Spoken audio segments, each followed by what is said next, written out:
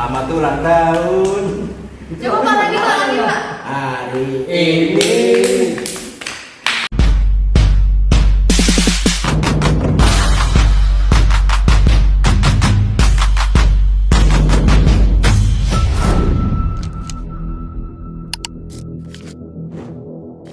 Assalamualaikum warahmatullahi wabarakatuh.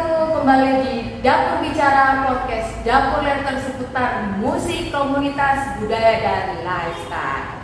Balik lagi bersama aku Sudari Gasong dan Kak Aziz, dan bersama Pak Lokseno. Rock and roll. Apa kabar Bapak? Baik. Baik. Baik. Lagi nyantai nih Pak ya? Iya, baru tidur. Oh, asik. Wajah berarti abu. Berarti abu gak? Enggak. Kompak kamu bahasa apa itu? Masalahnya Bahasa Surabaya. Waduh, abu. Surabaya di mana Pak? Hmm? Surabaya di mana Pak? Lupanya kalau sekarang ya di Surabaya Barat. Kalau dulu saya di Aku tuh paling suka loh Pak sama Surabaya Pak. Iya, bolak-balik aku kemana? di Kelangan. Itu Garuda. Enak-enak Pak makanan sana Pak. Makanannya yang terkenal lontong balap. Mesti coba ya guys ya, Saya jalan tinggal di Surabaya Surabaya. cari makanan. Dulu masa kecil ya. Masih sih Sampai saya kesana ya Pak ya. Lumayan lah. Oke, hari ini kita bahas apa nih, Kak Aziz nih? Yang seru-seru nih. Yang kemarin baru rilis tuh Toto Tewel. Terus Oh, ada yang baru rilis ya? Total Iya, kan saya ya? kata itu rilis tuh belum lama ini loh ya. Sekitar seminggu ya. pas juga. Dijual ya.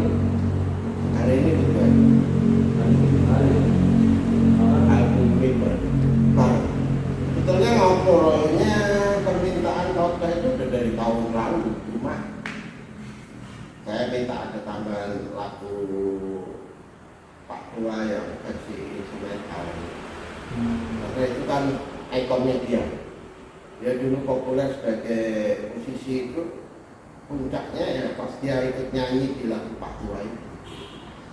Sehingga waktu dia minta waktu saya rilis album instrumentalnya ini, aku bilang aku mau kalau kamu tambah satu lagu hitmu yang bikin kamu terkenal, lagu Pak Tua. Saya dia mau bikin ya udah. Cara drumnya juga itu sih. Aditya drummernya satu itu dan mulai Andi basisnya yang di Gomez atau apa. Itu tadinya 7 lagu sebelumnya, sebelum Pak Tua. Awalnya 5 lagu yang albumnya dia minta dirilis ulang. Saya kan nggak tahu. Wah, kayaknya dirilis ulang kalau nggak ada lagu yang baru. Saya dibikin yang rumah ibu sama virus. Dan rasa masih dengerin orang nih. Tapi ada lagu yang lokasinya akrab. Dan sifatnya juga improvisasi gitu loh. Kayaknya Pak Tua itu karena lagu itu kan udah jadi punya dia gitu, jadi detik tahu itu. Karena dari terkainnya sendiri udah di serah terimakan dengan apa. Berarti Berapa lama ya Pak? oh lama kalau kayak itu. Kan dia keluyuran terus main di Kemana Pak Guru? Itu nanya aja loh, Pak. keliling di dunia Oh, keliling dunia. ya main di mana Solo. iya Solo gitar. ya musisi ngejam kayak gitu.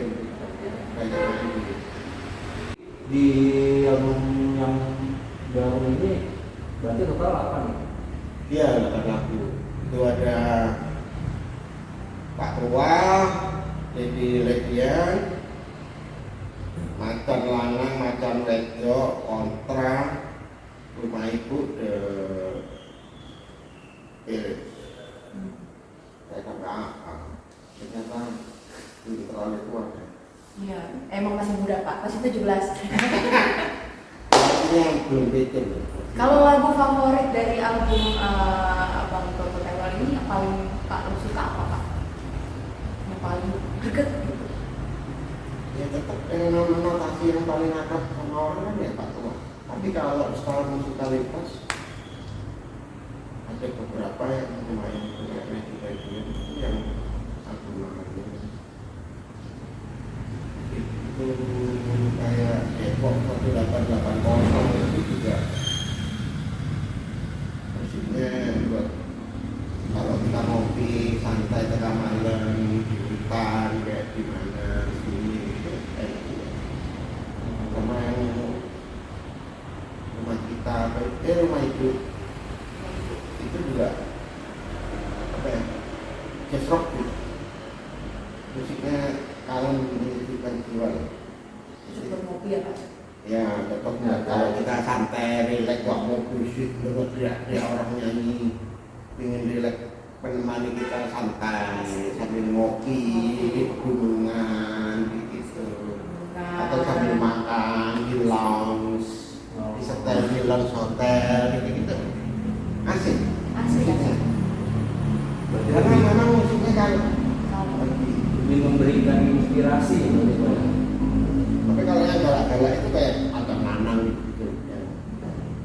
Galak-galak kan gimana Pak maksudnya Pak? Musiknya metal Metal musik. menyegarkan jiwa nggak bikin Oh, kita gitu ya. ini santai. Memang ada beberapa karakter lagu yang musikalitasnya bagus, ada yang memang itu untuk santai gitu ya. Jadi tapi saya lihat ada beberapa lagu yang notasinya memang improvisasi. Gitu. Impor sendiri ya Pak ya? Ada mungkin itu Karena jazz rock itu kan lagu yang dia bawain ada beberapa lagu itu improvisasi. improv ya, memang asik sih kalau improv. Improvisasi musik kualitas dan Cuma improv itu ada kelemahannya, notasinya jadi susah diingat. Besoknya udah lupa ya? Jadi dengar saat itu aja gitu. Iya, Tapi Berarti nggak- saya ikut dong Bang. Saya ikut inspirasi ini jadi. tapi ya kerekam gitu. Tapi kalau kayak Pak Tua apa itu kan notasinya kayak gitu toh. Ya. Berarti kalau rekod itu mesti nyari mood dong ya Pak? Karena kan improvnya harus bagus, moodnya harus bagus juga dong. Iya, kalau mau instrumental populer ya jarang. Jadi Iya. dia kalau setahu saya populer waktu itu kan karena Kenny G ya, yang pakai dia. Dia notasinya tidak orang yang Nah berarti kalau instrumental itu yang bisa untuk nempel ke kita itu berarti dari instrumentalnya itu memang ada yang iya, pasti. aduh. Itu orang dengerin kan udah tahu gitu kan.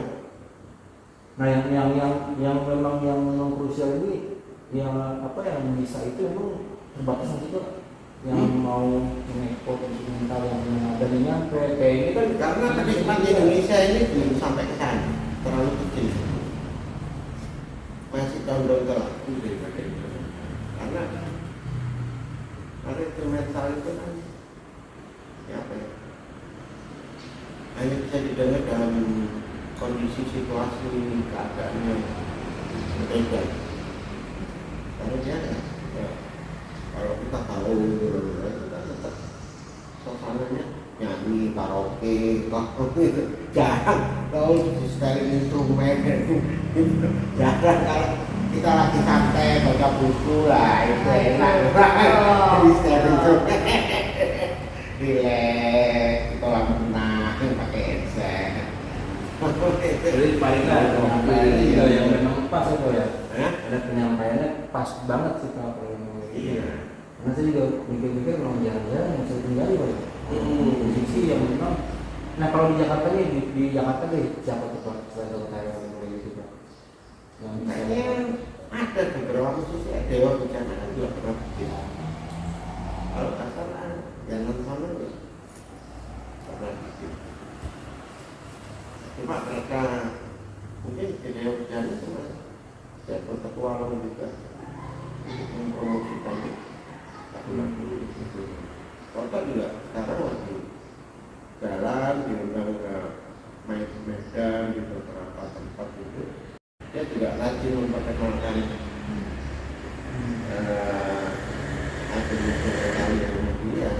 Karena dia kan juga jadi opening, nontonnya nyanyi, band ya main di beberapa lagu baru band itu yang vokalis yang baru Toto.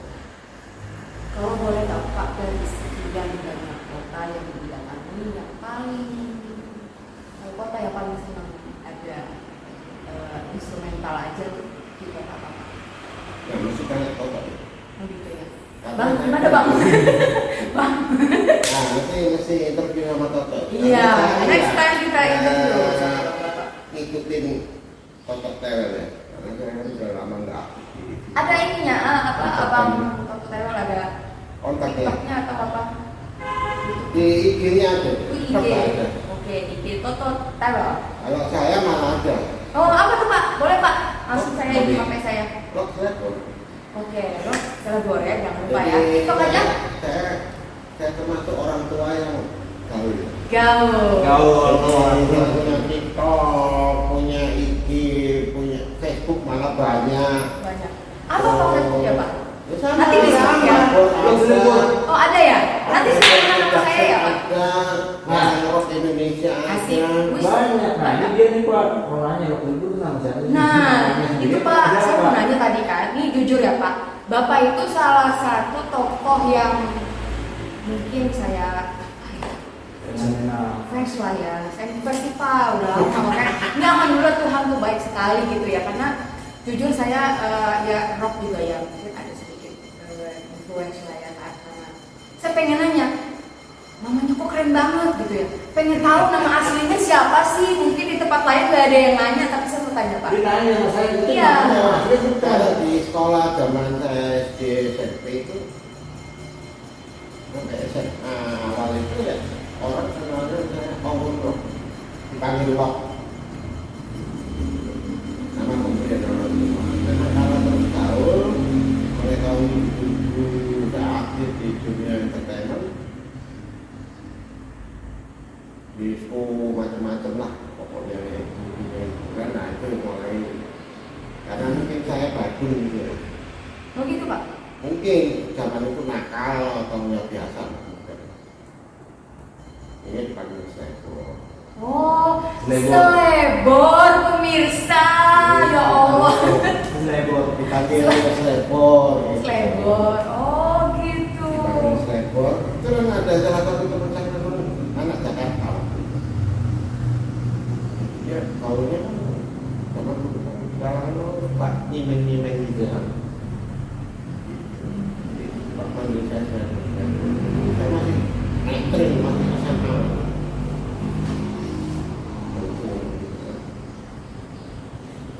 Karena nama itu populer di dunia pergaulan, di radio-radio juga populer.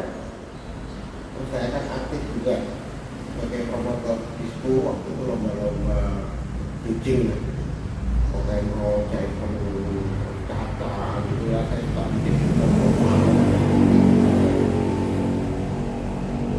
Dan itu Lalu selalu tahun 80-an itulah saya dikasih.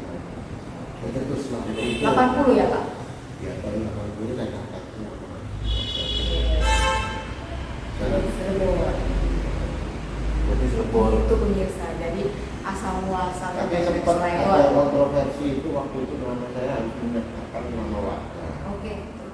Itu sempat dari menteri hukum dan HAM harus ada nama warganya. Oh, wah jelek mana mungkin ada. Oh, Rock Flavor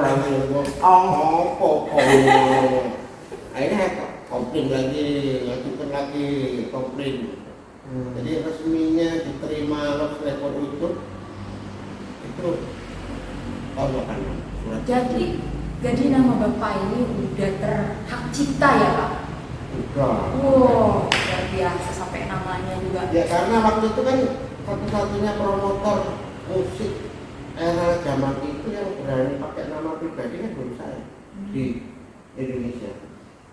Orang Indonesia masih takut waktu itu. Ya. Aku tuh Takut pakai nama sendiri. kan masih rusuh-rusuh, eranya kan masih konvensional, masih Iya. konser musik masih kayak tenda jelek, kayak warung gitu kan. Panggung aja belum ada, saya yang bikin baru pertama kali bikin. Kalau itu ada Pak dulu Pak ya. Kayak di outdoor dan segala itu. Tahun berapa Pak dulu Pak bikin ini kita flashback gak apa-apa ya Pak, agak sedikit biar Iya. nostalgia. Dulu Dulu- gimana Pak awal mulanya? Dulu konser yang besar itu di Tambak Sari itu pun panggung punyanya bekas FFI tahun 79, Festival Film Indonesia diadakan di Surabaya. Itu panggungnya ditinggal di situ kan, kapan nanti pakuan gitu. Ya itu yang tak pakai waktu awal-awal konser, yang bikin sas duel seperti sas duel sama Obles, Rolling, macam-macam lah. Itu masih pakai panggung papan itu, cuma kan nggak bisa juga keluar. Iya. Nah, padahal obsesi saya waktu itu kan jadi promotor nasional. Di waktu saya mau bikin di luar kota, di Malang, Jember, kemana-mana itu ke Semarang, ke Jogja, Solo, macam sampai ke Jakarta itu kan nggak bisa. Karena kan belum ada rentalnya.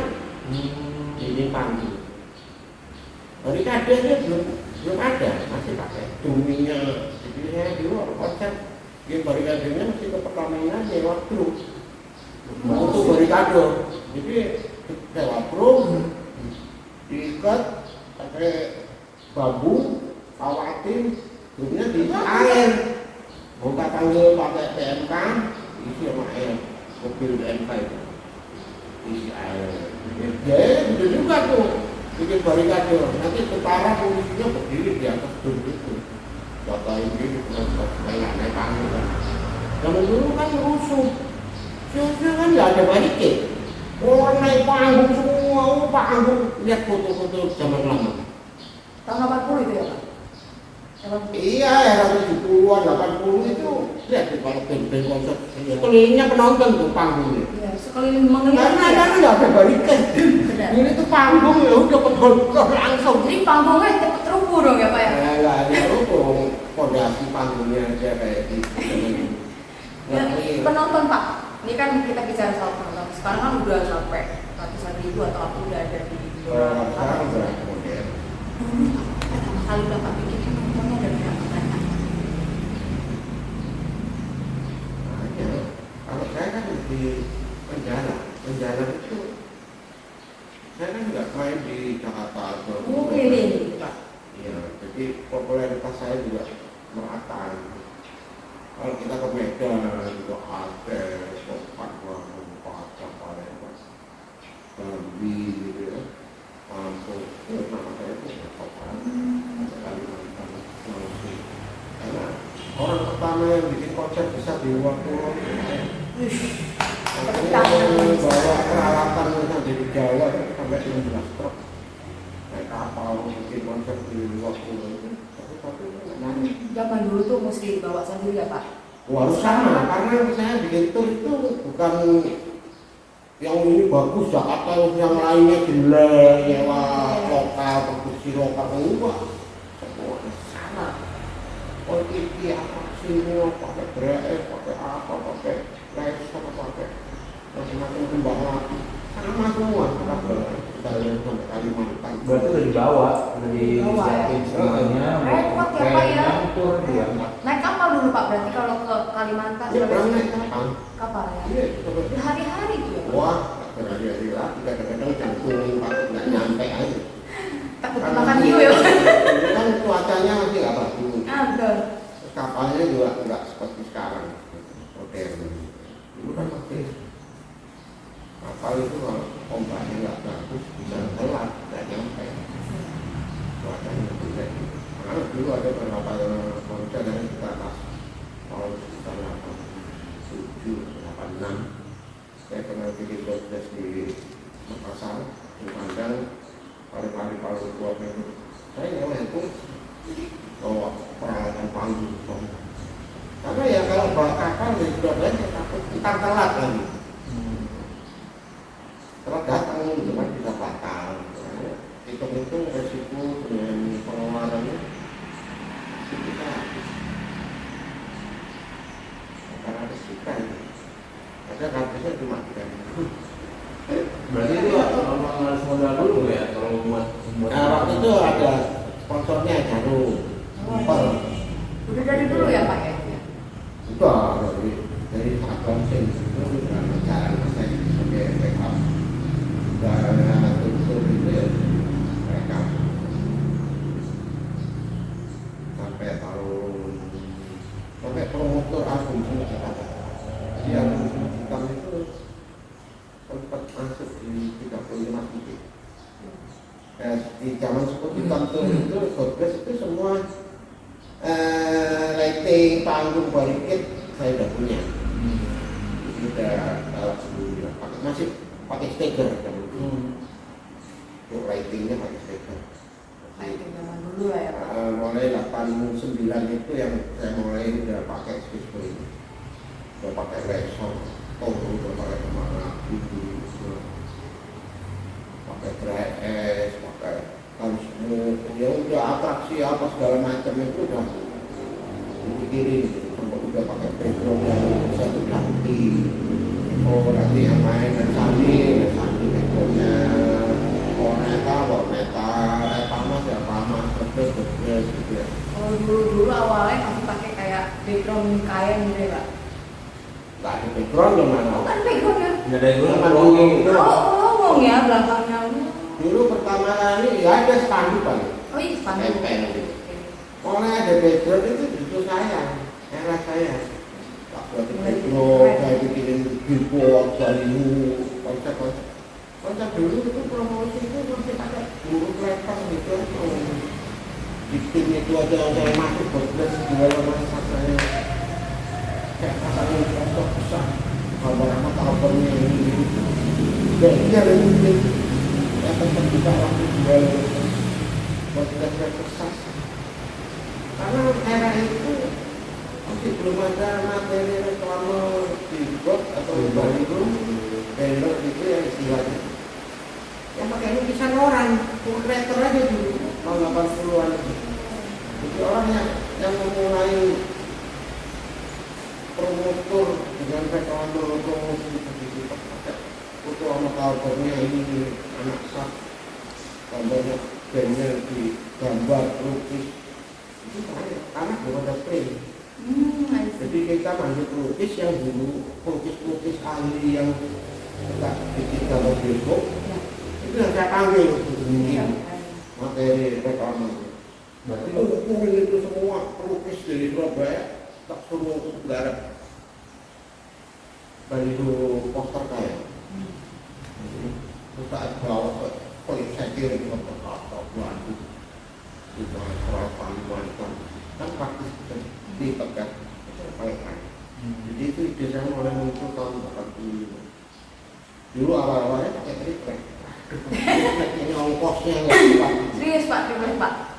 Terus kan tukangnya masih bawa kayu untuk tiangnya, untuk ini itu. Oke mahal. Itu tetap bikin langka sama kain, tapi kan kita nggak perlu buat ini gampang kan terus ini. Ya itu pertama kali itu saya. Karena waktu itu belum ada ini itu kan arahnya setelah tahun 80. pernah bang bilang Lalu ada mulai ada gitu. Oh belum, Tor Raksasa yang masih belum di sana. Baru ada itu 91, tapi kalau yang kecil-kecil cetakan yang kayak stiker gitu-gitu bisa. Tapi gede sampai 25 meter kali 15 meter. Bikin jembatan pun belum bisa. berarti modal lebih banyak ya. Untuk promosinya banyak. Kita pasang ekonominya lebih gede dari biaya produksi. Tapi itu yang membuat konser kita jadi kelihatan bonafit. Ya. Dengan publisitas seperti itu penonton tak akan apa. Gak mungkin konsernya jelek, reklamenya jelek. Karena sebagai yang jual aja kita bisa pasang sampai 16 ribu. Nantinya 50 ribu ada stoknya, belum radinya, belum pawainya. Jadi kadang-kadang kita promosinya itu orang udah bisa menilai konser kita pasti bagus. Nah promosinya itu modalnya itu kan orang bisa bayar. Berarti Bapak udah pernah mengalami transisi dari berbagai macam background layar sampai sekarang yang pakai Saya penciptanya. Jadi secara konvensional statistik pertunjukan entertainment itu saya ngangkat mengalami ya.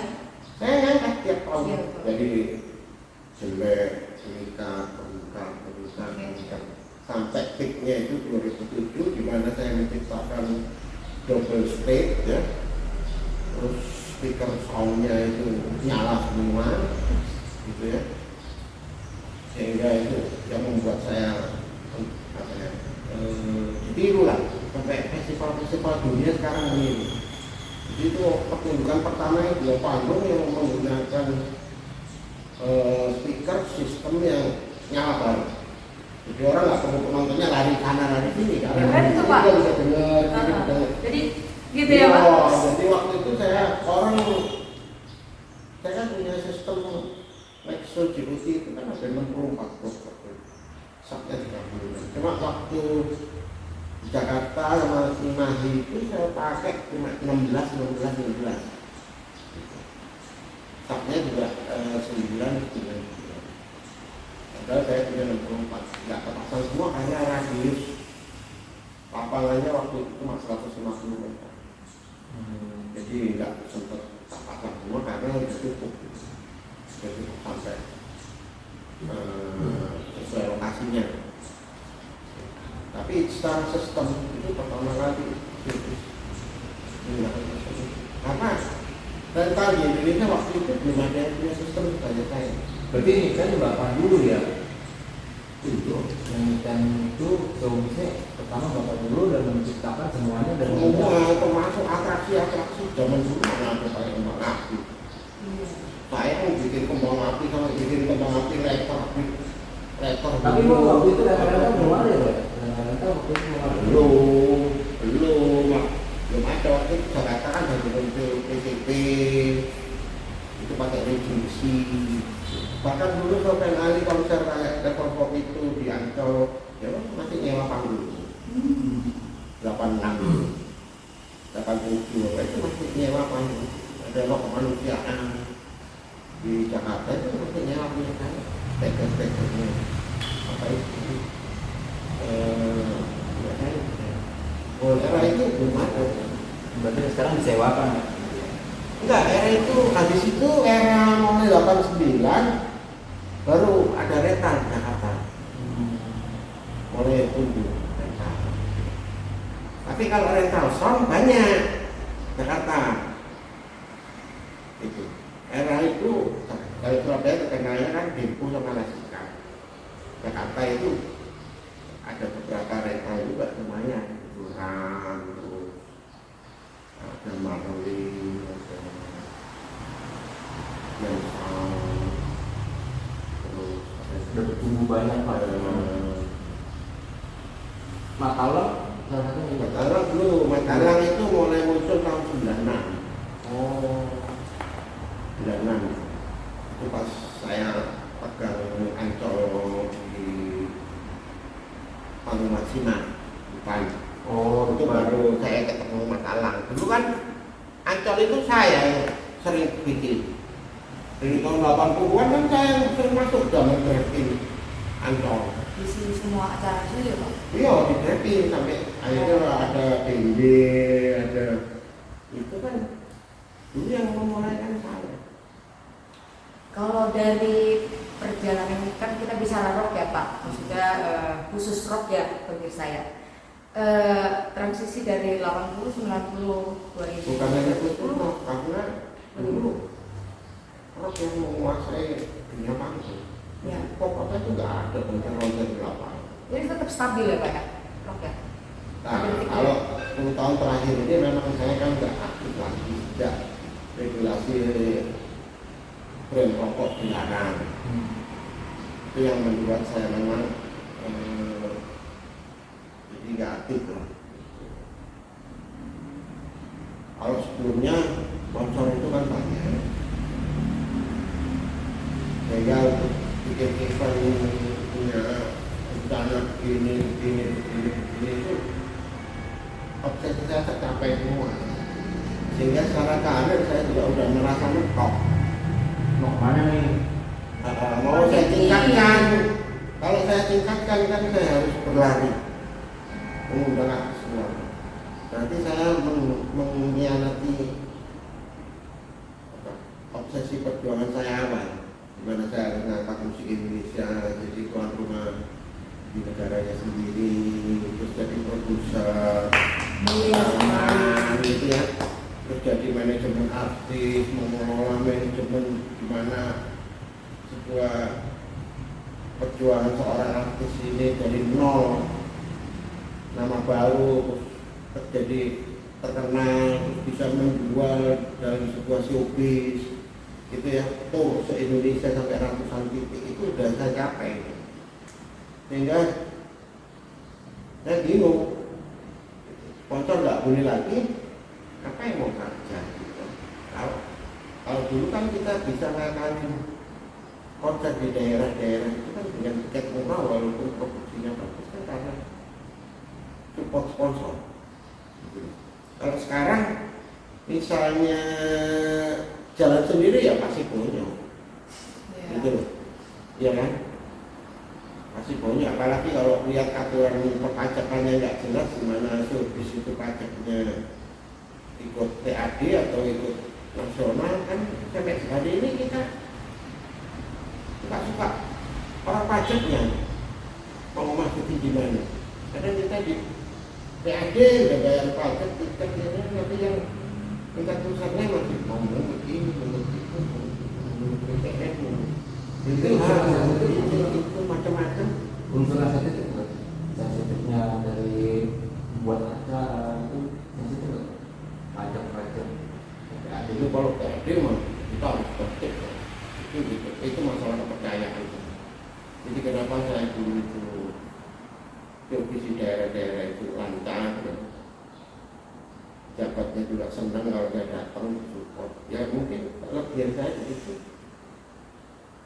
saya selalu menjaga nama baik, masalah pajak, masalah izin, koordinasi panjang, itu saya selalu lakukan yang terbaik dari orang lain, sehingga saya dapat trust gitu. Seperti kalau yang bikin polisi atau mau macam-macam, mau mempersulit itu, mau ini itu, gak ada alasan lah buat mereka. Oh kalau main siang aja malam rawan, ini gak ada. Saya main di beberapa daerah pun yang orang lain dilarang, gak boleh main malam, saya boleh. Karena kepercayaan aja. Polisinya percaya saya, gitu. Banding orang lain, nah itu menangnya itulah.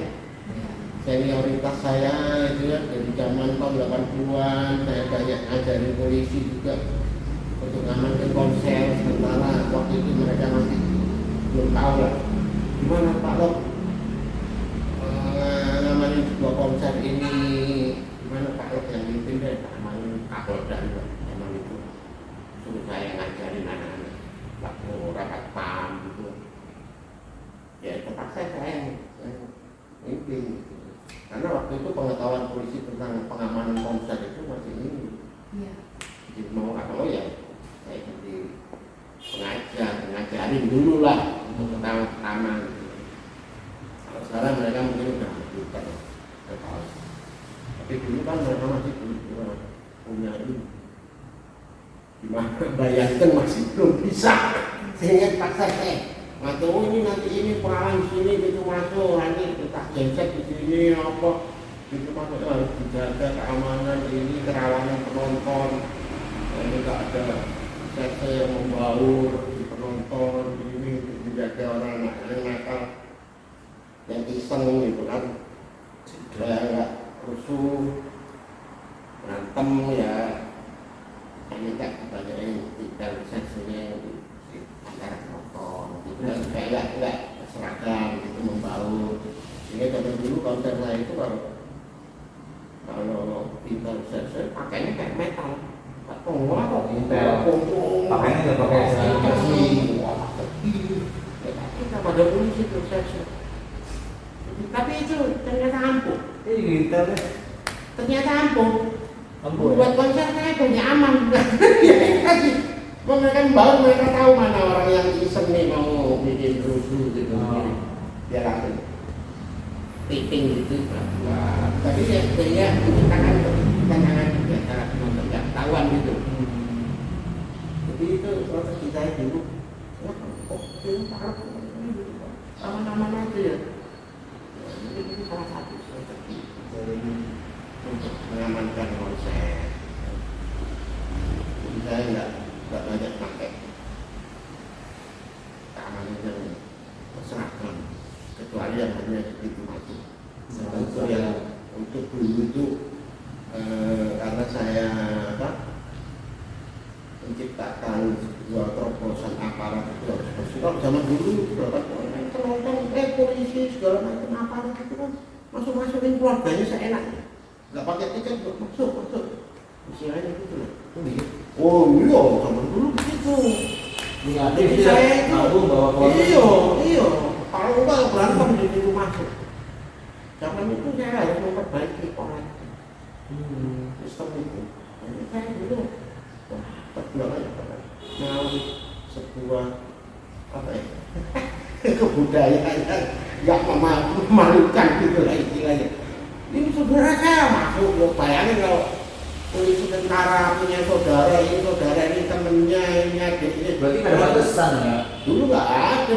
Wah, itu susah. Itu lebih yang 4, bawa keluarga 10. Iya.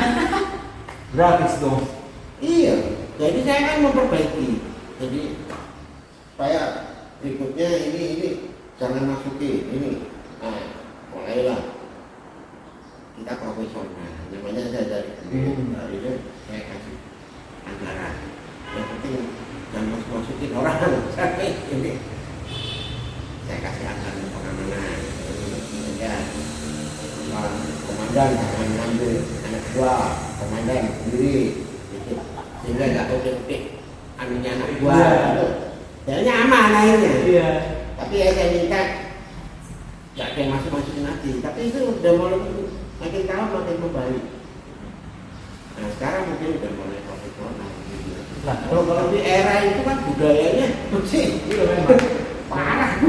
Memang bagus ya. Tapi kalau bicara untuk yang salah ya Pak, saya cuma mau nanya untuk ini kan zaman sekarang kan udah banyak nih konser, festival, event lah. Ini menurut penilaian Pak Alok ini seperti apa sih Pak? Atau bagaimana sih untuk mengelolanya biar berkembang benar gitu? Ini kan banyak festival, konser, begitu ditambah ada isu yang buat kayak itu barang aja. Jadi mereka itu masih cenderung dipusatkan di Jakarta. Padahal liburan itu harus dikembangkan ke seluruh Indonesia. Ya kayak dulu yang saya lakukan itu dikembangkan di seluruh Indonesia. Orang-orang yang terlibat di showbiz yang ada sekarang itu fokus ke Jakarta semua. Sehingga daerah ini nggak tersentuh. Daerah di Banjarmasin, di Samarinda, di Makassar. ada sih beberapa kemarin itu kemarin Rock Legend waktu itu terakhir tuh. Tapi ya itu ada Rock Legend nggak dikembangkan sekarang. Itu akan seperti kayak Rock Legend yang masuk itu seperti event saya tahun 80-an. Oh gitu. Ya, karena nggak menawarkan sesuatu. Dia cuma undang artis main gitu. Kan kalau dulu saya itu tiap event lalu saya kembangkan. Oh saya harus pakai ini supaya untuk menarik. Perbedaan dari tahun ke tahun itu ada terus, gitu ya. Sehingga saya menawarkan sesuatu bahwa penonton datang ke situ bukan hanya menonton sebuah konser musik, tapi juga ada pembelajaran edukasi sebuah sistem showbiz. Sehingga orang nonton ada manfaatnya.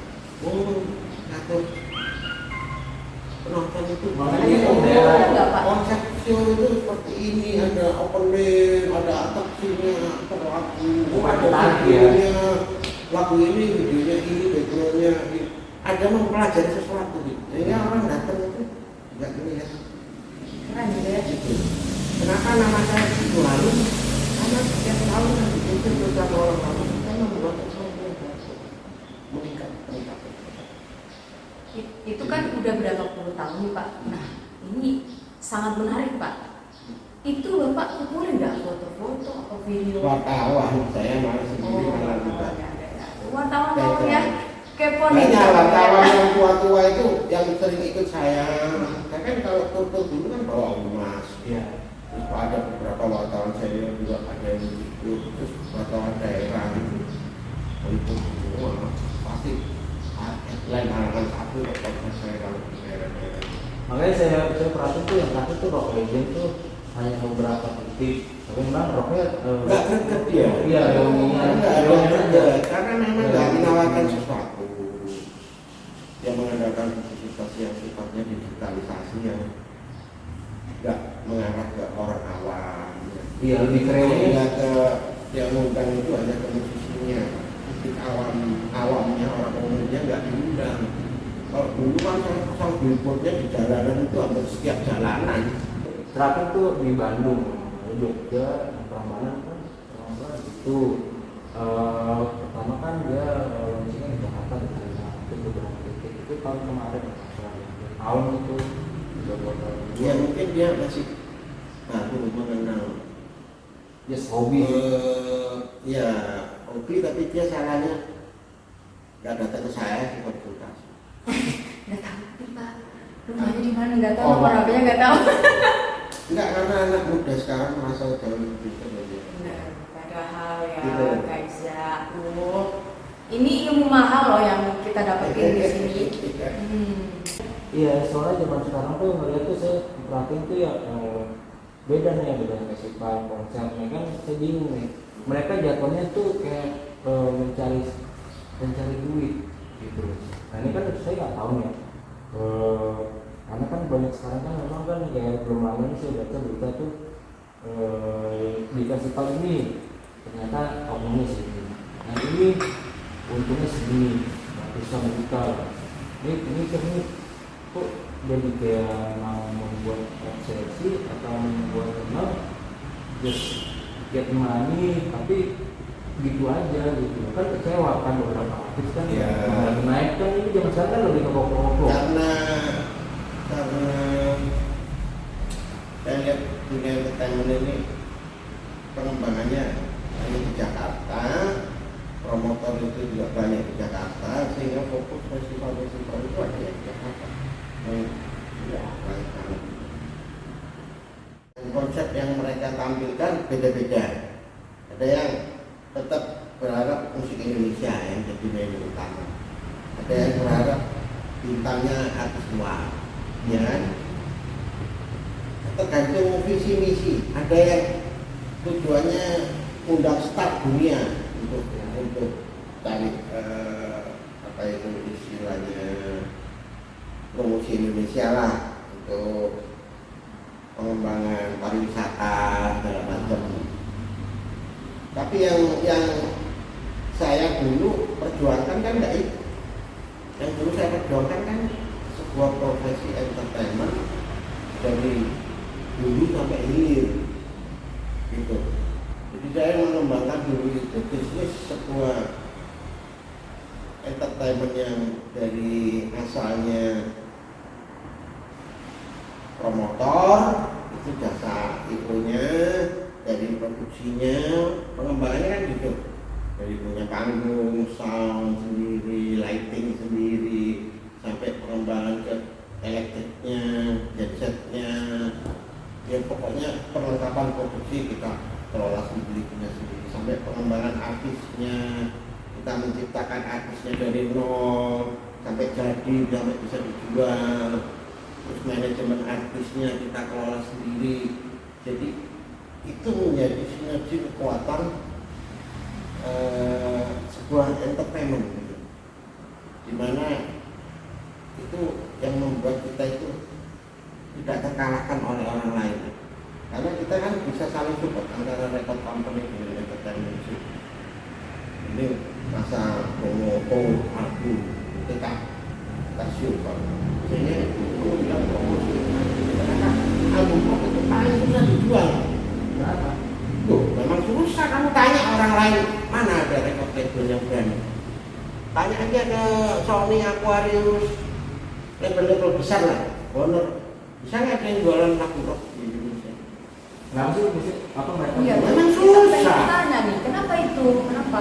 Nah, orang mau berani itu kan setelah era saya membuktikan saya jualan lagu. Cuma kelemahan mereka itu kan mereka dulu tak kenalin manajemen artis, ya lengos, Berarti, dia lengosin. betul. Apa itu? Nggak mau. Ya, Terus saya kenalkan bikin promotor, mereka juga nggak mau, takut. Kan bikin konser mahal biayanya ini itu. Dan itu salah satu kekuatannya kita memasyarakatkan lagu rock.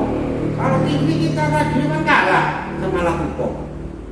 Karena radio rock kan jarang mau muter lagu rock, apalagi metal yang underground. ini Iya kan? ini berarti aku udah dapat jawabannya ya. Kenapa dalam 10 tahun terakhir rock itu mendem? Karena bapaknya ini bapaknya ini belum bikin event lagi. Kira-kira kapan nih Pak? Ini jujur terus terang, semalam saya habis ngobrol sama teman-teman musisi di daerah. Kebetulan di Medan ya. Halo Kakak Iqbal, nih satu pertanyaan kamu udah saya sampaikan ya. Jadi dia nanya, kan saya tanya, ada pertanyaan, ada kapan lagi ada event Barcelona? Nah, itu pertanyaannya, karena mereka Karena sangat saya rindu, Pak. dulu kan sering begini. Dari tahun 85 itu saya udah bikin audisi festival rock. Terus? Saya cari pakar, terus tiap tahun. Orang yang paling sering bikin konser di Stadion Teladan kan saya. Ya. Tutup jamu, duel, apa itu? Festival rock nggak pernah banyak ya main di Medan itu. Kalau tutup kan saya selalu masuk Medan.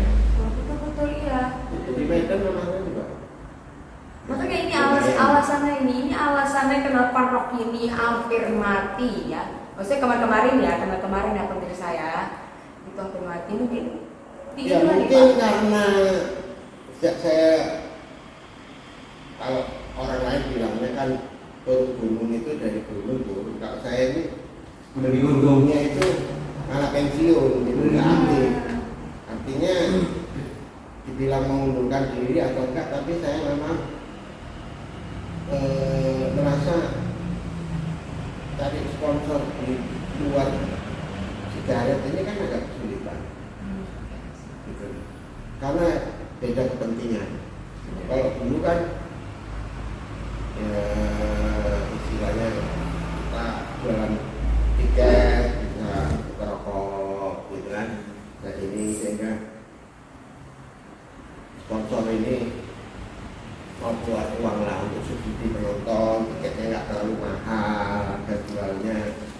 Nah kalau mengandalkan uang tiket, bisa berapa ratus ribu? Karena kan saya udah hitung 100.000 aja kali 10.000 penonton hanya 1 M. Terus belum potong pajak, nanti tiket box 20% misalnya hilang lagi, belum cetak ini. Bersihnya berapa Pak? Kosnya kan nggak mungkin tercover dari penjualan tiket. Kenapa saya takut beli baik saja selama belum ada supporter dari pihak sponsor yang seperti dulu saya support penuh, ya saya nggak mungkin terjun lagi kan pasti rugi.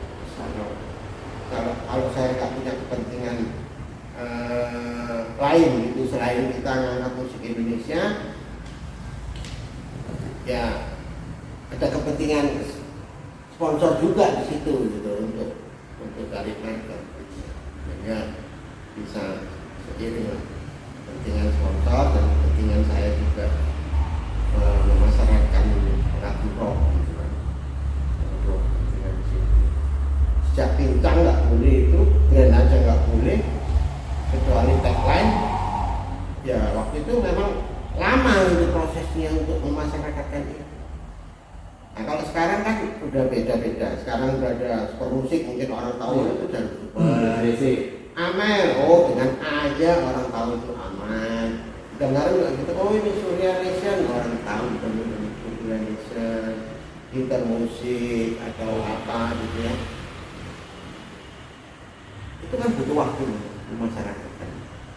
Sehingga ya mau nggak mau sampai menunggu itu gitu. Sementara umur kita kan nambah terus. Nunggu uang situ jatuh. Hah? Nunggu uang situ jatuh. Ya, terus saya juga mesti ngitung lagi aturan pajaknya gimana. Karena service itu kan PAD. Tapi kalau yang rusak kan juga nggak mau kehilangan momen.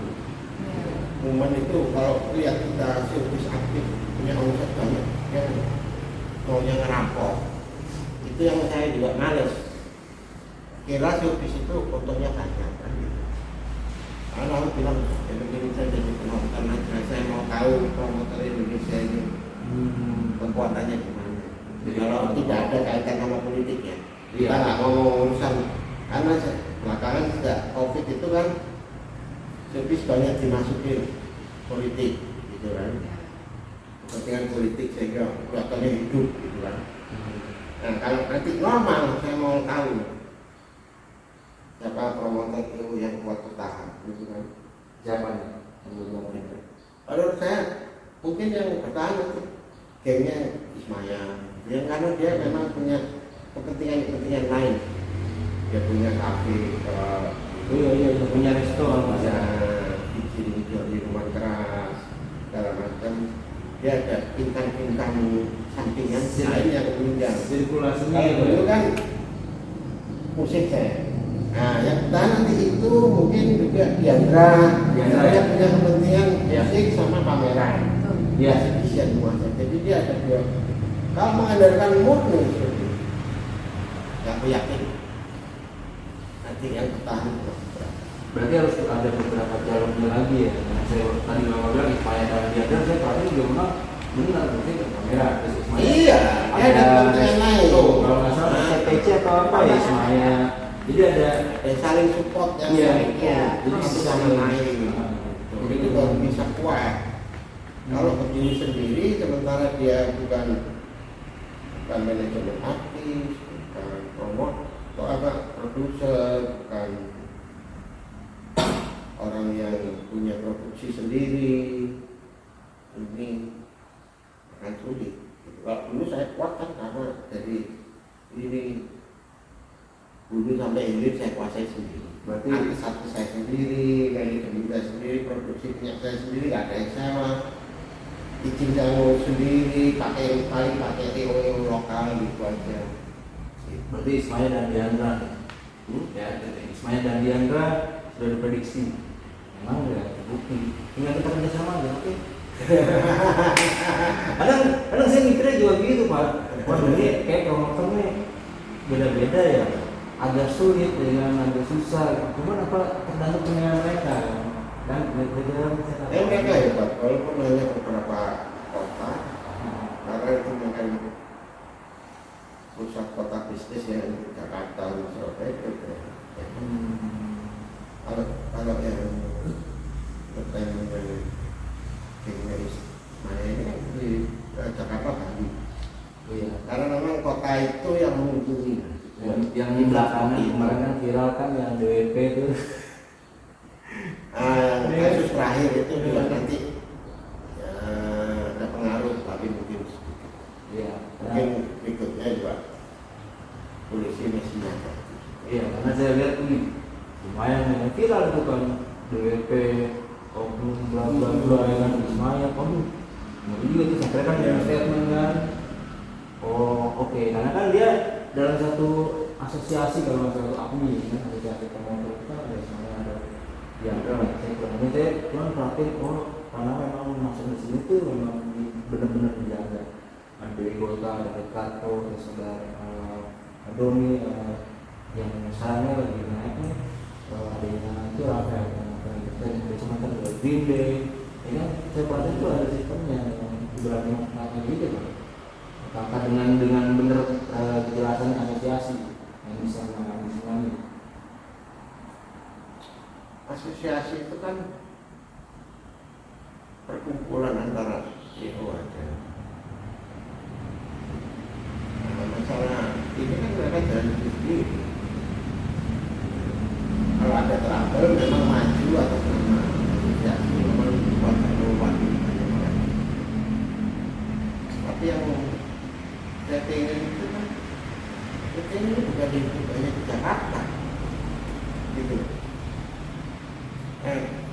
promotor Indonesia ini dipikirin Jakarta kok. Yang lain nggak mau karena yang lain punya banyak resiko tinggi. Nah itu yang bikin kadang-kadang Indonesia ini kan luas, ya kan? Kenapa nggak masuk Kalimantan?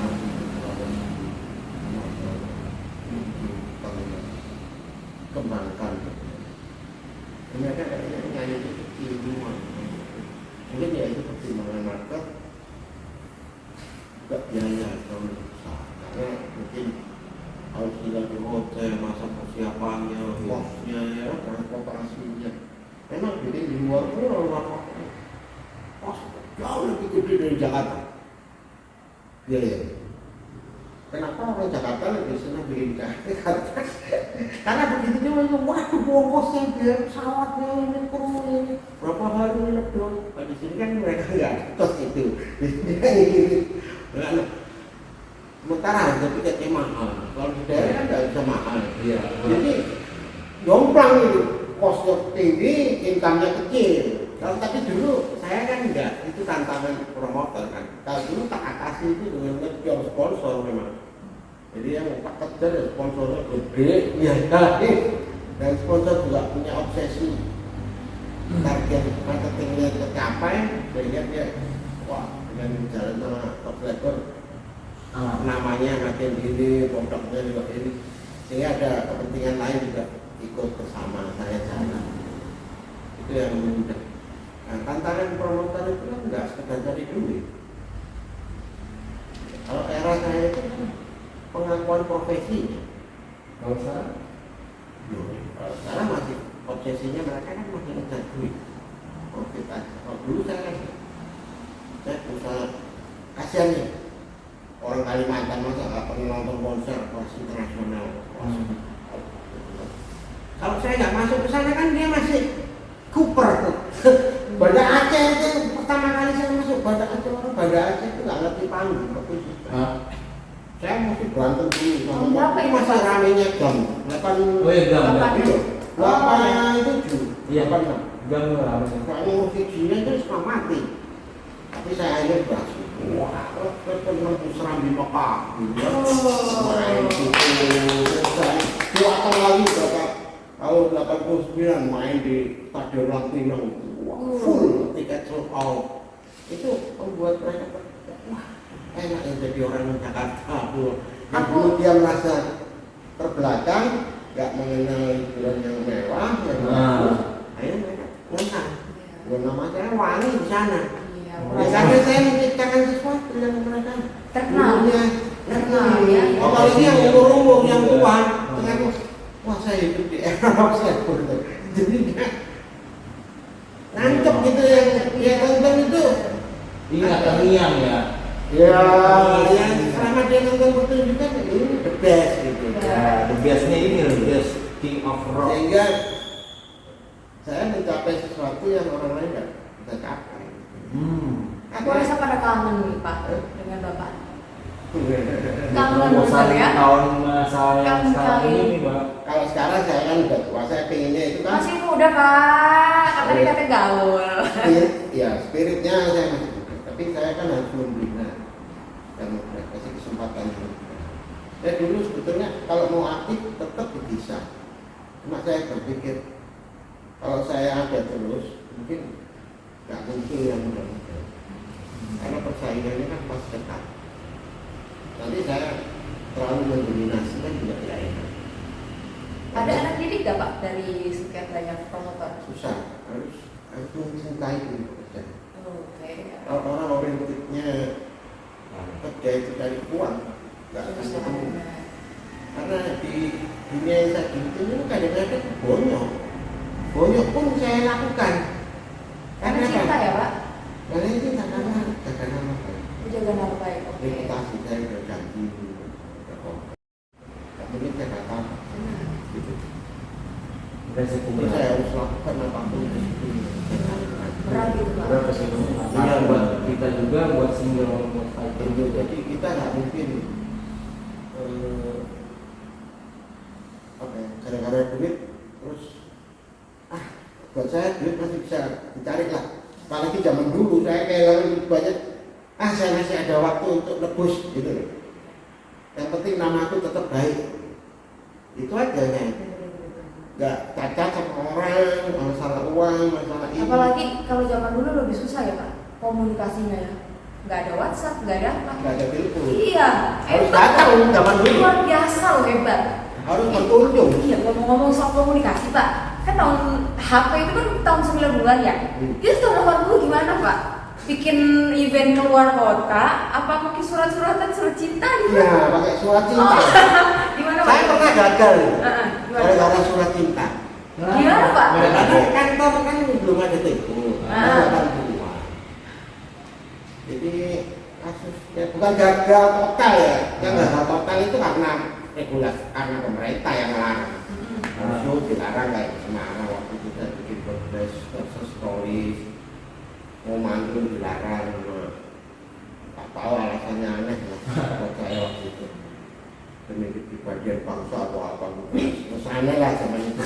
Ya udah saya karena masih muda, tahun 3 berarti saya masih umur 23 tahun. Hebat Pak. Itu masih uang cash saya kalau supris. Kenal bank. Oh, belum ini. Kenal bank. Pada konvensional dulu lah ya. Wah, jual tiket masih ngumpulin duit Duitnya kecil-kecil. segini dong. Masih bayar cash karungan dari uang Karung cash. oh, pakai kantong plastik Pak.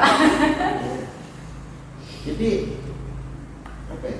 Surat menyuratnya itu nggak ada tahu. Ya, surat. Kalau ada telepon, jadi saya dulu komunikasi itu mesti datang ke orangnya. Keluar kota Pak. Ya sampai kau hubungin aku mesti ke Jakarta, ketemu anak-anak Rolis, ketemu. Belum ada telepon. Jadi saya dulu rumah saya di Keranggan itu nggak punya telepon, terus saya dapat pindah ke Teman Barat juga belum punya telepon. Saya mulai punya telepon itu tahun 80-an. Saya akhirnya pindah ke Papandayan. Nah itu yang mulai punya telepon. Jadi pada saat pertama itu ya komunikasi itu juga. Nah yang saya kapok itu sehingga saya jadi promotor single fighter pada zaman itu. Karena saya punya pengalaman jelek dengan staff saya. Yaitu jadi zaman surat-suratan. Jadi saya punya deal sama Gibson. Gibson itu punya rental depo. Misalnya pakai apa? DVR atau TV atau apa ya? Nah, dia bilang, "Rock, bisa atau enggak nanti di Konsultasium di Malang, Losari, tak kabarin kamu." Ya udah, kalau oke, berarti saya nggak kabarin ini oke. Kalau nggak bisa, kamu tak kabarin. Rupanya nggak bisa, dia jadi surat cinta. Dikasih kan staff saya, ditumpuk di mejanya. Lupa nggak dikasih ke saya. Tumpuk, taruh, tumpuk nggak dibuka juga, nggak ditumpuk, nggak dibuka juga. Amplopnya main taruh aja gitu, lupa nggak dikasih saya. Sampai show saya bingung, kok kamu nggak datang? Jadi tangannya dari siapa? Masa? Iya. Lama-lama sekitar saya itu pakai katanya itu. Kamu lupa atau gimana? Mungkin besok ngasih surat atau apa kamu? Enggak. Orang-orang mungkin dia sadar, ingat-ingat gitu. Waktu nangis dia. Dia kamu kasih surat saya lupa. Ketumpuk tuh ya. Surat cintanya kalau lupa. itu mau saya kata, itu udah besok. Kalau itu langsung saya cari tahu. Tapi sore nggak datang. Udah mau main. Ya. Penonton udah datang semua masa. Terus gimana Pak itu Pak akhirnya Pak? Ya itu jadi untungnya penonton malam menurut saya diam, maksudnya mau tapi nggak bisa. Jadi nggak dikembalikan uang. Oh gitu. Kalau tiketnya nggak dikembalikan buat nonton TV. Ya karena waktu itu kan kita promotor itu. Kita bisa bayangin ya pemirsa ya surat-suratan tuh berapa hari nyampainya ya Pak? Bayangin coba loh kita sekarang Surat-suratan. WA per detik aja udah Dulu WA belum ada email, belum ada apa. Iya, fax belum ada ya Pak ya? Fax belum ada ya Allah. Pager belum? apa itu Belum. buat guru Belum. ngaji Gimana? kita mesin ketik Oh, saya kan yang ini satu-satu masih ini, Pak. gratis itu loh yang gini tak Iya, tak. itu mesin ketik saya masih sekolah itu awal-awal saya bikin proposal ini pakai itu Iya, tahu. belum pakai komputer belum pakai ini jadi memang itu era apa ya Tapi seru ya, Pak. era zaman yang Asik. Seru ya, yang Pak. anak sekarang nggak menjalani sehingga apa ya, memudahkan semua pekerjaan. Anak sekarang kan malah panik, Iya. maunya duit, tapi dia nggak mau merintis itu dengan apa ya? Duit itu datang sendiri kalau sudah waktu kerja dulu tunjukkan kemampuanmu prestasi. Jadi investor atau sponsor atau orang yang punya duit mau support kamu semua dari rekam jejak. Gak bisa dengan omongan yang dari awal maunya orang mau ikut invest untuk saham kamu tapi kamu nggak ada rekam jejak menguntungkan ya siapa yang mau jadi kalau dulu saya kan nggak cepu saya dulu agak ini juga pondok kecil gitu mas saya tolak kecil yang penting saya buktikan dulu nih konsep saya penontonnya full stadion kamu bayar saya dulu tahun 500.000 mau masang backdrop oh sorry kalau backdrop gawat nggak mau deh backdrop 3 juta dulu tahun Zaman dulu 80 berapa, Pak? 3 juta zaman dulu berapa, Pak? 3M kalau sekarang jadi era itu 86 selesai era kita saya perbaiki sistemnya kenapa waktu itu karena anak kongres menunjuk saya sebagai manajemen waktu itu semut hitam ya karena untuk memperbaiki sistem itu waktu 86 saya bikin itu kongres parpelan itu bonek banyak Iya. bonek saya udah dapat sponsor dari sana bonek karena pengeluaran tak terduganya yang tadi di hotel wah bayar bonek nggak ngalahi honornya Entertainnya itu yang mahal. bonnya itu wah gila itu Harus bilang, habis. kalau sistem begini Atau enggak? kita mau terus semut hitam nggak bisa siapa yang mau?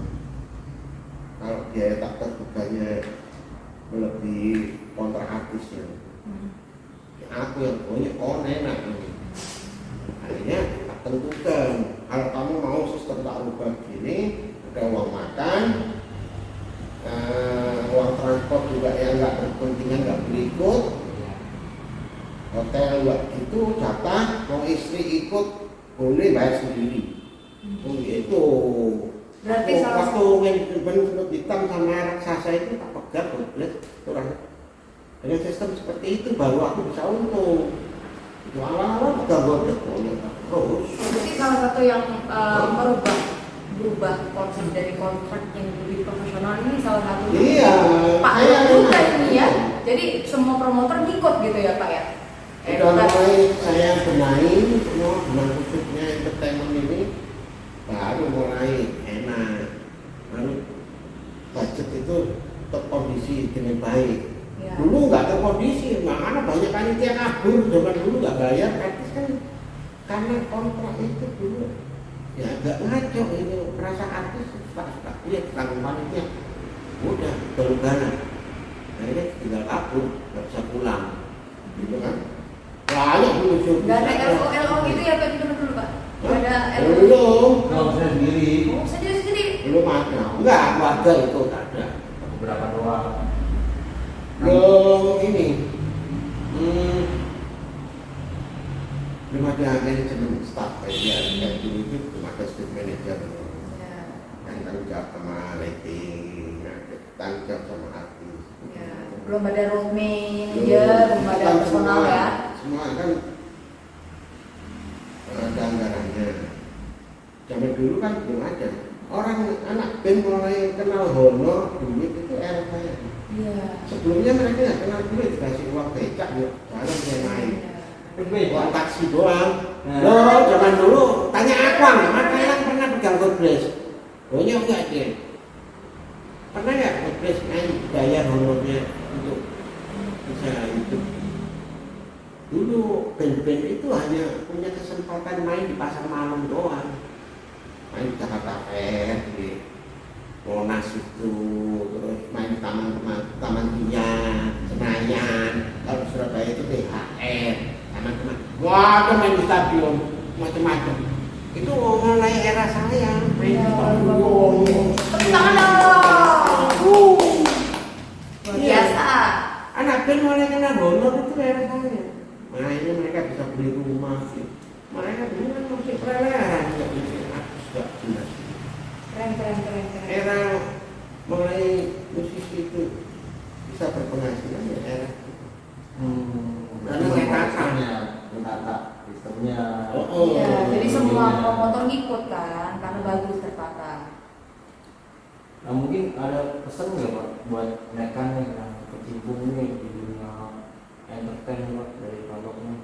Apalagi kan zaman sekarang kan dari tadi Bang bilang gitu, duduk aja udah, duit aja gitu mengalir gitu. Ada pesan nggak Pak buat mereka nih yang nonton, memang buat mereka yang baru kecimpung nih?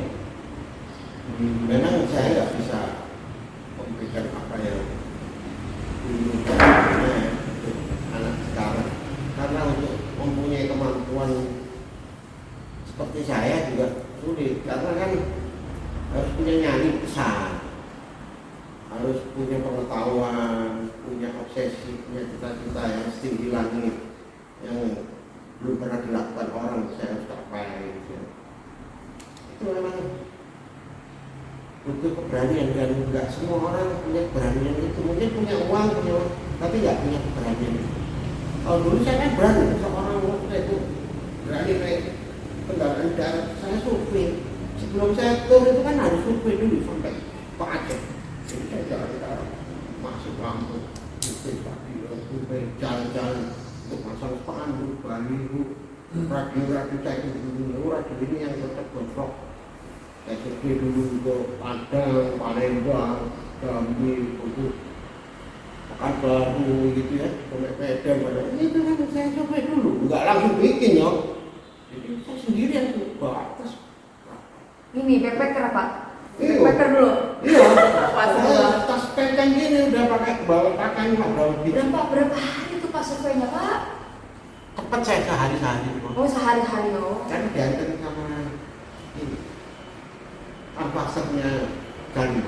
Itu saya ke Manado, survei Sulawesi Utara, survei ke Kalimantan. Kalsel, terus ke Sulsel, ke Bali. Jadi saya banyak survei dulu. Lokasi-lokasi saya pelajari. Nggak seperti orang Bali, karena era itu belum ada itu. IO itu mulai saya buat itu baru tahun 85. Gitu. IO 86 itu mulai bertahap lah, ada beberapa titik yang datang ke saya bikin promotor rugi, bangkrut, itu baru tak ajarin. Udah kamu ikut saya, nggak usah mikir apa-apa, biayain. Kamu yang penting kerjain benar, bantuin saya, event saya, bantuin di lokalnya, saya nggak bawa orang banyak-banyak. Jadi itu lokalnya, tunjuk jalan lah. Akhirnya saya punya beberapa titik gitu, mana ada, Jogja ada, Solo ada, terus Bandung ada, gitu ya. Jakarta saya dari sini, terus Sumatera juga ada, Lampung, Palembang saya handle sendiri, ada yang bantu, tapi ada kan baru kalau beberapa titik yang belum ada itu yang saya serahin, mau nggak mau saya datang sendiri ke sana untuk sendiri semua. Medan ada itu. Tapi kalau yang sulit-sulit saya datang sendiri. Aceh nggak ada, saya datang sendiri. Jadi di Kalimantan juga gitu. Saya ketemu sama radio, oh ya udah enak, ya susah ngurusin baru saya datang ngurusinnya tak akui. Tapi tidak ada itu yang atas namanya lokal, saya kasih kuasa. Jadi kalau untuk secara profesi mereka harus seperti saya kayaknya berat juga ya. Tapi di showbiz itu kan ini bisnisnya banyak. Mungkin mereka bisa menguasai 2 atau 3 bagian ya. Itu mungkin udah bisa misalnya menguasai produksi. Jadi supplier produksi ya. Yang kayak ketalang gitu lah. Dan sekarang dan lumayan itu kan dia kan kata itu anak buah saya itu yang kasih saya itu yang terbangkan terus mandor kayak gitu apa lagi itu meriah gitu ya Siberia ya. Berarti lebih banyak terus yang energi juga itu artinya mereka hanya satu bagian. Kalau orang-orang ini kan bukan entertain, bukan orang showbiz yang repot. Nah, orang showbiz ini yang bagus itu yang sekarang memang mumpuni ya yang tadi jelas itu. Saya ya yang satu lagi. yang suka. Ada yang suka. Kalau yang satu lagi nya kepentingan politik kan. Sapora. Oh. Ya itu ada politiknya. Ya. Makanya Tapi yang showbiz benar murni itu yang dua ini. Yang saya lihat punya kan potensi yang bagus, entertainment yang profesional, profesional itu benar. itu yang bisa mengembangkan potensi entertainment di Indonesia. Cuma ya saya pikir potensinya itu banyak di kota seperti bukan hanya di Jakarta kan. Kalau saya sih berharap mereka juga mengembangkan di daerah di Kalimantan, Sumatera, Lebih melebarkan sayap. Sulawesi. Lebih melebarkan sayapnya. Ya harus, mereka kan saya lihat kayak jenderal udah bupati. Potensi itu ada buat mereka. Karena mereka masalah permodalan dan plannya itu juga sudah ada, tinggal jalan aja. Apalagi dia di backup oleh Kopasku dan itu tak ada, buat apa ada halangan lah untuk maju. Kalau saya ini kan murni berjuang sendiri. Tapi hebat loh Pak dari lapangan sampai sekarang tuh luar biasa loh. Ini berarti hampir mau 50 tahun ya? Itu berapa Pak? Hitungannya itu dia Ya Hampir 50. hampir 50 lah. Saya karena start saya kan memang dari disco. Iya. Kalau dari rock memang tahun 80. Tapi kalau dari disco saya dari SMA ke disco. Udah suka bikin event-event macam-macam. Oh, dari SMA, Pak? Bom Travolta zaman Saturday Night Fever, Chris Dancing Dulu disco tuh kayak mana Pak? Zaman dulu Michael Jackson. Iya. yang DJ-DJ-nya itu Oh bagaimana? enggak, masih pakai tape deck. Oh, pakai Saya tidak dulu dulu. ikut dari disoki juga. Wah, Pakai tape deck ini yang pakai kaset. lu pakai kaset. Besok dulu, lepasin dulu pakai. Oke, itu Pak. Oh, pensiun. Enggak pakai tangan. Oh, kira pakai tangan. Kira pakai Supaya- pensiun. Pakai tangan. Enggak gelombang kan, supaya kalau Ya. langsung play. Jadi ini dulu. Berarti udah tahu dong lagunya pasti gini. Iya. Oh, hebat. Aku dulu apa nggak boleh ikut Asik. boleh Apa? gitu-gitu. Paling suka apa Pak? Sama Kalau disco Pak? Bee ADBA, Asik. terus BB Brothers, James Brown, Tank. Ya, zaman-zaman itu memang lagu itu yang terkenal. Lagu itu ya. Coba Pak sedikit Pak. Nyanyiin dikit Pak. Ya paling Bapak suka Pak. Iya. Ya, ayo mungkin biar penonton pada ini nih. Wih, kan kangen nih sama Pak Lok nih. Jadi coba. Enggak lah. Ayo dong. Saya otaknya udah nggak kesana. Tapi saya dulu koleksi lagu-lagu itu semua. Jadi, Koleksi? Iya, saya sering tampil tuh di radio-radio. Dulu saya punya jam-jam di radio yang bekerjasama sama radio gitu. Di Surabaya seperti Susana, terus Takra Mitra, Carolina, terus di Zodiac juga, terus Pak Victor, El Victor. Jadi dulu saya terutama yang paling sering ke sana.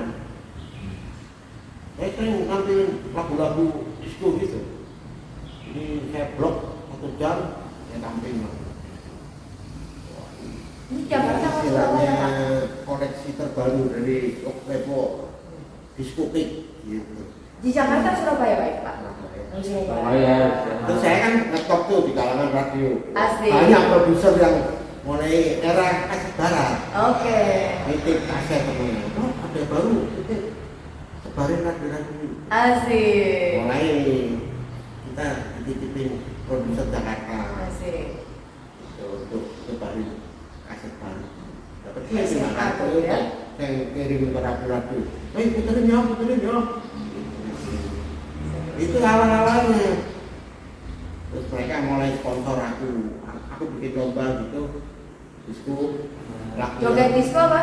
Apa? Iya. Joget disco? dance, lomba dance.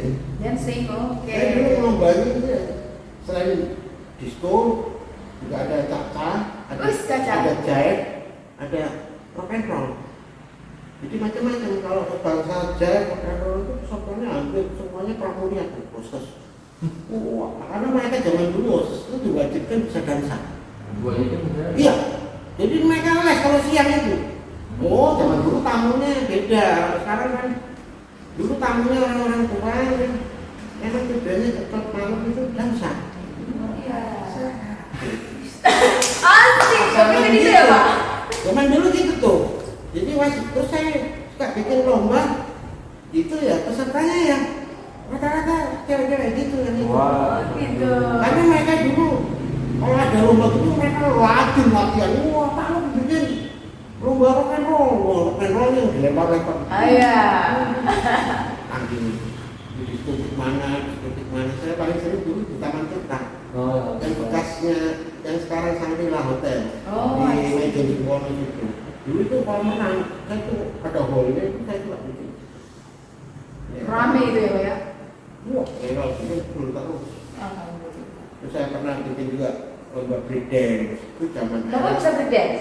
Nah, Enggak, bikin acaranya aja. iya, lombanya itu eranya ini top-topnya Michael Jackson.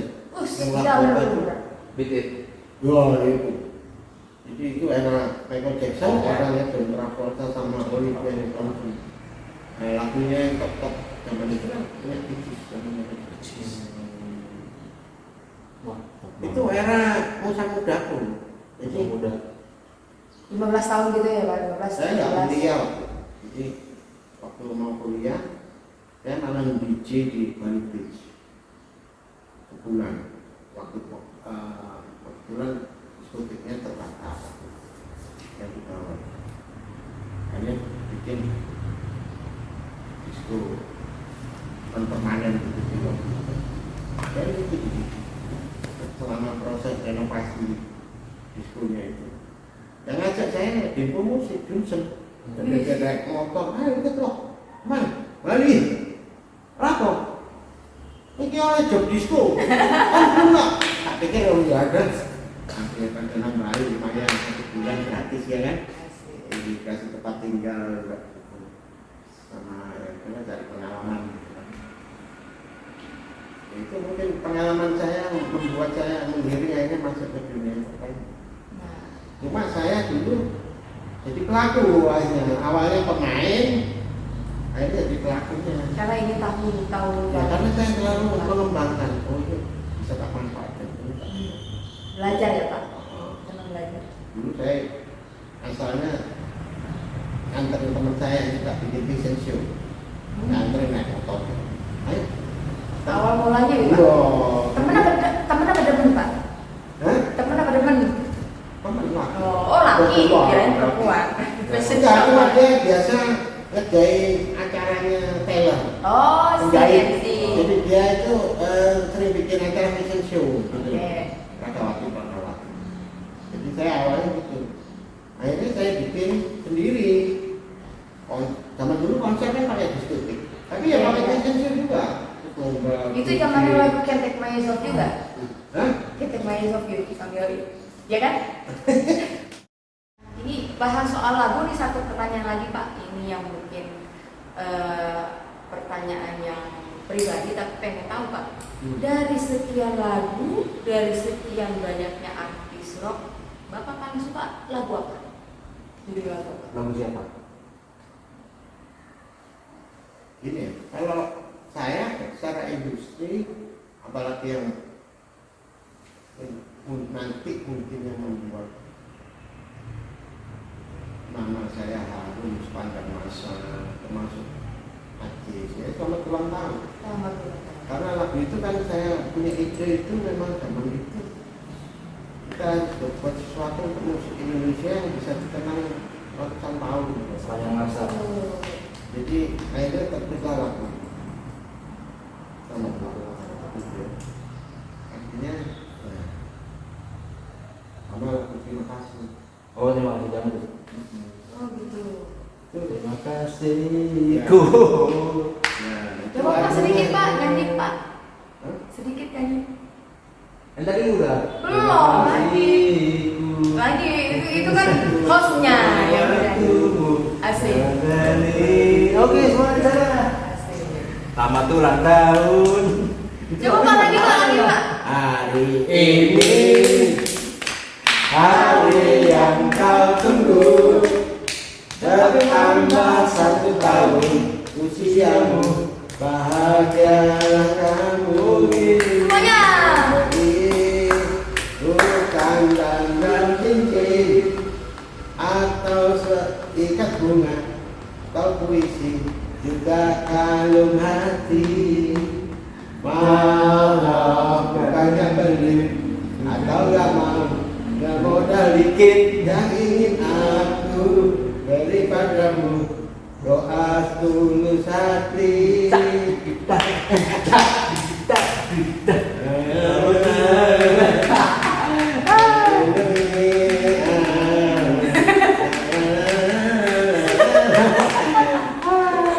Oke, terima kasih. Bisa seru guys. Oke, bagaimana? Kak Sis, kita tutup Kita kali ini. selesai hari ini Ya. menuntaskan dengan happy birthday. Happy birthday untuk semuanya. Buat siapapun yang merayakan ulang tahun, Ulang tahun. Selamat dan ulang setiap tahun. hari pasti terjadi. Terjadi setiap hari. Happy birthday untuk semuanya. Selamat ulang tahun. Terima kasih Terima Pak kasih Bob Pak. atas waktunya. Untuk waktunya nih, dan Ya. buat kalian terima kasih udah nonton. See you next di podcast. Kita bicara. Yeah.